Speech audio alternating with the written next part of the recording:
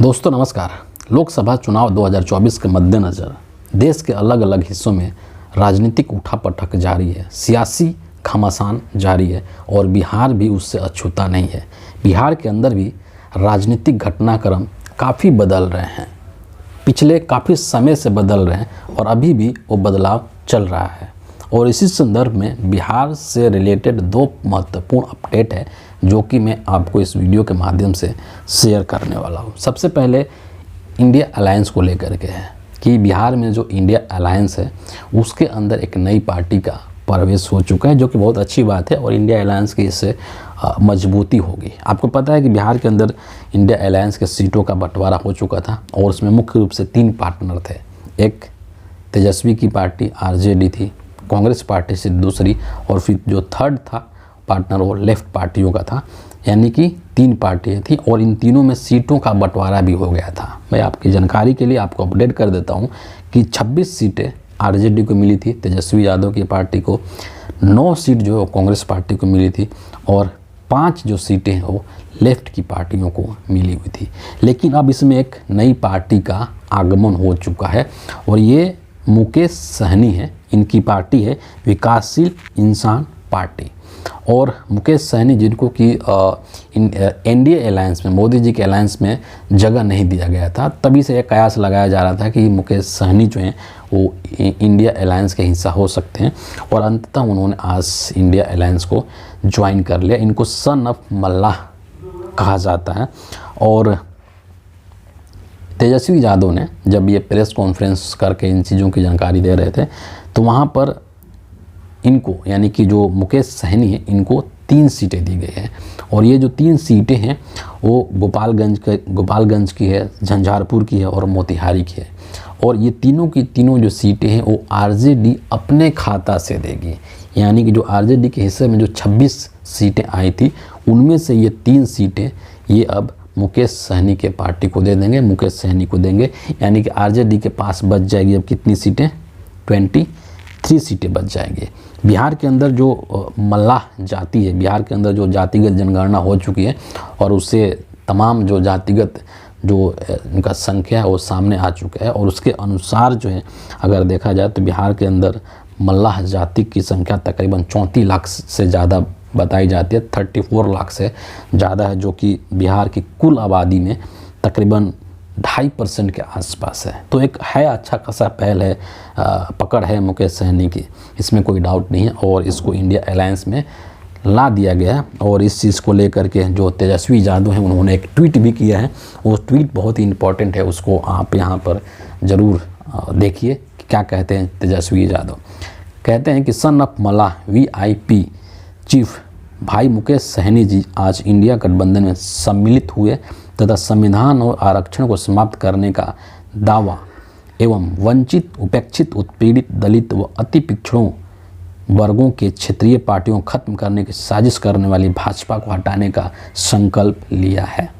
देश की बहुसंख्यक युवा नौकरी, रोजगार, शिक्षा, स्वास्थ्य एवं विकास जैसे मुद्दों को प्राथमिकता देकर सकारात्मक राजनीति करने वाले इंडिया गठबंधन को चुनेंगे, ना कि विगत 10 वर्षों में नफरत, विभाजन, बेरोजगारी, महंगाई एवं गरीबी के अंधेरे में धकेलने वाली नकारात्मक राजनीति करने वाली एनडीए गठबंधन को, है ना। इस तरीके से तेजस्वी यादव ने ट्वीट करके और इस चीज़ को लेकर के अपडेट दिया बिहार के लोगों को और पूरे देश के लोगों को, जो कि इंडिया अलायंस के हिमायती हैं, इंडिया अलायंस का समर्थक हैं, उनके लिए एक अच्छी खबर आई है।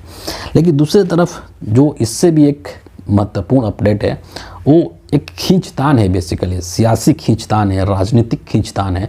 और ये खींचतान कोई 2 मतलब गुट के बीच में एक तरीके से नहीं है, 2 अलायंस के बीच में नहीं, बल्कि एक ही अलायंस के है और ये दोनों लोग जो हैं इंडिया अलायंस के हिस्सा है।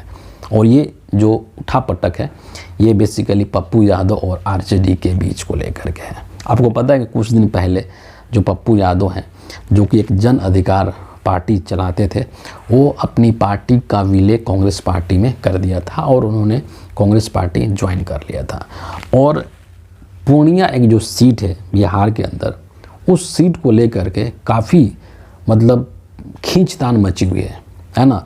और इसके कई पहलू हैं, अगर देखा जाए तो आरजेडी ने वहाँ पर पूर्णिया सीट से अपना जो उम्मीदवार है वो 3 अप्रैल को बीमा भारती को उम्मीदवार बनाया था। और उसमें जब नामांकन हो रहा था बीमा भारती का, तो खुद तेजस्वी यादव भी उस नामांकन करने में वहाँ पर उपस्थित थे। 4 अप्रैल को, 3 तारीख को बीमा भारती ने किया और 4 अप्रैल को उसी पूर्णिया लोकसभा सीट से पप्पू यादव ने भी अपना नामांकन कर दिया है। महत्वपूर्ण चीज़ यहाँ पर यह है कि पप्पू यादव ने वहाँ पर जो नामांकन किया है वो एक निर्दलीय के रूप में किया है, यानी कि कांग्रेस पार्टी के चिन्ह से वहाँ पर ये चुनाव नहीं लड़ेंगे। इस चीज़ को लेकर के और पप्पू जो यादव हैं वो इतने भावुक हो चुके, मतलब जब नामांकन कर रहे थे बुलेट पर चढ़ कर के गए थे और वहाँ पर मतलब भीड़ भी थी, ऐसी नहीं कि भीड़ नहीं थी, और मंच पर जब संबोधित कर रहे थे तो मतलब इतना ज़्यादा भावुक हो चुके थे, इतना ज़्यादा इमोशनल हो चुके थे कि रोने लग गए थे। उनको अब उनका पूर्णिया से इतना लगाव कहिए या जो कुछ भी कहिए, उनका इमोशंस जो है वो उस चीज़ को कंट्रोल नहीं कर पाए थे। लेकिन यहाँ पर कुछ तकनीकी चीज़ें हैं जिसको कि समझने की ज़रूरत है ना। और तेजस्वी ने इस चीज़ को लेकर बाकायदे बयान भी दिया था कि जब बिहार के अंदर इंडिया अलायंस का जब सीटों का बंटवारा हुआ था, है ना, तो उस सीट बंटवारे में ये जो सीट है पूर्णिया के सीट वो आरजेडी के पास गया था। तो जाहिर सी बात है, टेक्निकली अगर देखें, तकनीकी तौर पर देखें तो यहाँ पर आरजेडी 100% सही है ना, कि चूँकि वो सीट जो है वो पूर्णिया की जो सीट है वो आरजेडी के खाते में गया हुआ था, तो इसीलिए उन्होंने अपना प्रत्याशी वहाँ से घोषित कर दिया और उतार दिया। ठीक है, अब यहाँ पर दूसरी जो चीज़ है, इस चीज़ को लेकर के तेजस्वी यादव ने भी बयान दिया था जब मीडिया के लोगों ने उनसे पूछा था। और तेजस्वी यादव ने बहुत क्लियर कट कहा था कि जो हम गठबंधन हुआ है हमारा, वो पार्टी से हुआ है, वो कांग्रेस पार्टी से हुआ है। हमारा गठबंधन किसी व्यक्ति विशेष से नहीं हुआ है कि वो क्या चाह रहा है ना। पार्टी ऊपर है, पार्टी बड़ी है और पार्टी जैसा कहेगी उसी तरीके से उसके नेता भी उसको फॉलो करेंगे, है ना। तो गठबंधन पार्टी से हुआ है, न कि पप्पू यादव से हुआ है। पप्पू यादव क्या करते हैं अब वो जाने। अब इस चीज़ को लेकर के कि पप्पू यादव कांग्रेस पार्टी के एक मेंबर है और पप्पू यादव ने बड़ा स्पष्टता के साथ यहाँ पर कहा है कि हम इंडियन नेशनल कांग्रेस के साथ आजीवन रहेंगे, है ना। जब तक जिंदा रहेंगे तो आखिरी सांस तक हम कांग्रेस में बने रहेंगे। यानी कि कांग्रेस के प्रति अपनी प्रतिबद्धता और वचनबद्धता को पप्पू यादव ने बड़ी ही मुखरता के साथ रखा है, उसको स्पष्ट क्लियर कट कह दिया है। लेकिन पप्पू यादव के इस कदम पे कांग्रेस का क्या रुख होता है, ये अभी इस पर बहुत क्लियर कट कुछ सामने नहीं आया है। और एक और यहाँ पर एक चीज़ है जिसको कि समझना ज़रूरी है कि एक फ्रेंडली फाइट की बात यहाँ पर की जा रही है ना। जैसे कि केरल के अंदर वायनाड का एग्जाम्पल दिया जा रहा है कि केरल वायनाड जहाँ से कि राहुल गांधी सांसद हैं और उन्होंने वहाँ से अपना नॉमिनेशन भी कर दिया है, नामांकन भी कर दिया है। और उसी सीट से मतलब राहुल गांधी के अपोजिट में भाजपा की जो एक प्रत्याशी एनी राजा है ना, और वो खड़ी हुई है। और भाजपा जो इंडिया अलायंस का हिस्सा है, तो वहाँ पर ऐसा है कि वहाँ पर फ्रेंडली फाइट होगा। वहाँ पर ऐसा नहीं कि एकदम आमने सामने की टक्कर है, ऐसा कुछ नहीं है। खड़ा हो गए हैं ठीक है, लेकिन फ्रेंडली फाइट होगा। तो क्या वैसा ही कुछ फ्रेंडली फाइट पूर्णिया के सीट पर भी देखने को मिलेगा? ये कहना जल्दीबाजी है ना। और पूरे मतलब ठोस तरीके से इसको नहीं कहा जा सकता है कि वहाँ पर फ्रेंडली फाइट होगा। कांग्रेस पार्टी का इस पर क्या स्टैंड है वो भी देखने वाली बात है कि एक पार्टी का सदस्य होते हुए भी आप निर्दलीय प्रत्याशी के तौर पर अगर नामांकन करते हैं तो पार्टी उसको कैसे लेती है, ये भी एक बहुत महत्वपूर्ण और दिलचस्प चीज़ है जिसको कि जो कि देखने लायक है कि क्या कांग्रेस पार्टी करती है। लेकिन अब यहाँ पर इमोशंस भी हैं, है ना, राजनीति भी है, तकनीकी पहलू भी है, सभी चीज़ें हैं। लेकिन इन सभी चीज़ों से को छोड़ दिया जाए, एक मिनट को साइड कर दीजिए, परे कर दीजिए, तो यहाँ पर ये चीज़ सोचना है कि हम जो है ये इंडिया अलायंस के ही हैं और इंडिया अलायंस को जिताना है, मजबूत करना है। आखिरी रिजल्ट तो वही है ना कि इंडिया अलायंस जीते, इंडिया अलायंस का अधिक से अधिक बिहार में सीटें आएँ। उद्देश्य तो यही है, अंतिम उद्देश्य तो यही है। रास्ते अलग अलग हो सकते हैं, लेकिन ये जो चीज़ें खींचतान जो चल रही है आरजेडी के बीच में और पप्पू यादव के बीच में, तो इससे मतलब एक डाउट जरूर मन में होगा, जो वोटर्स हैं, जो मतदाता हैं, उनके मन में एक भ्रम की स्थिति हो सकती है, उनके मन में एक ऊहापोह की स्थिति हो सकती है कि ये क्या हो रहा है भाई, ये एक ही अलायंस के लोग आपस में ही लड़ रहे हैं, तो हम किसको वोट दें, है ना। और कहीं ऐसा ना हो कि इसके चक्कर में बीजेपी को फ़ायदा हो जाए।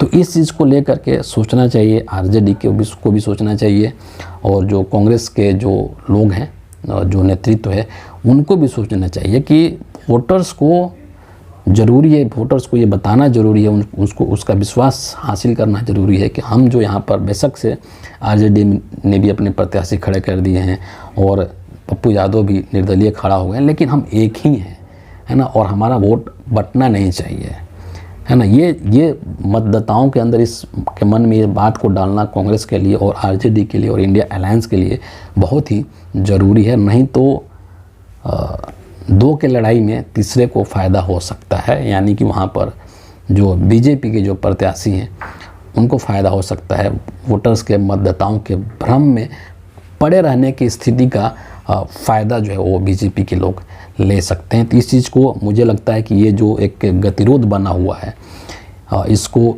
जितना जल्दी दूर कर दिया जाए उतना ही बेहतर होगा, इंडिया अलायंस के लिए भी होगा, पप्पू यादव के लिए भी होगा और आरजेडी के लिए भी होगा। उम्मीद करते हैं कि इसको जितना जल्दी हो सके वो सुलझा लिया जाए। तो फिलहाल इस वीडियो के लिए इतना ही है।